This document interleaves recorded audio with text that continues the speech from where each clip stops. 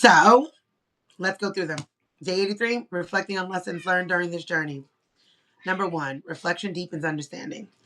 Taking time to reflect on experiences helps uncover lessons, growth, and areas for continued improvement in liberation work. Again, not perfection, but consistency. Hi, Jamie Hotzi in homeschool. Hi, Ajoha. Roshku said, I am worried today about Trump denying the orders of the court, bringing about a constitutional crisis. So what do we do about that? Right? That becomes the question. How are we creating things? Look at these. Hold on. Lord. Talk to me. That's the best thing. What are you worried about? And what can you do about it, right?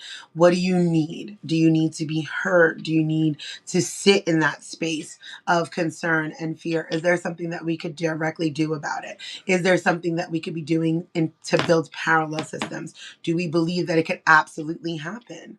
Do we think that we are in a dictatorship? Because we're not currently, right? Like he thinks he's a king. And contrarily, many people are showing him like, yeah, we're not doing that. We're not going along with this. We're not. That's just not happening, right? Like we're not going, this is insane. What's your fears? Talk to me. Right? Because we get to be worried, we get to be concerned. But then I want us to sit down and reflect. Like, what does this look like? Like really sit down with that. And how can we combat certain things? Because we're not there yet, right? We are not in full-blown fascism. We're not in a dictatorship. So how do we avoid getting into those spaces with people? What do we do to protect ourselves? Those are good reflection points. So I await your answer and we can continue to have those conversations. So as an example, I said activists who reflect on past campaigns can identify strategies that worked and adapt them for future efforts. And the reflection point says, what has been your biggest lesson during this liberation journey and how will you apply it moving forward? You wrote your congressmen and senators. Does that feel enough for you? Right. And those things like the word of the people matter. How do we activate other people to do that? How do we activate other people to show up? And how do we support fatigue? Activism fatigue is real.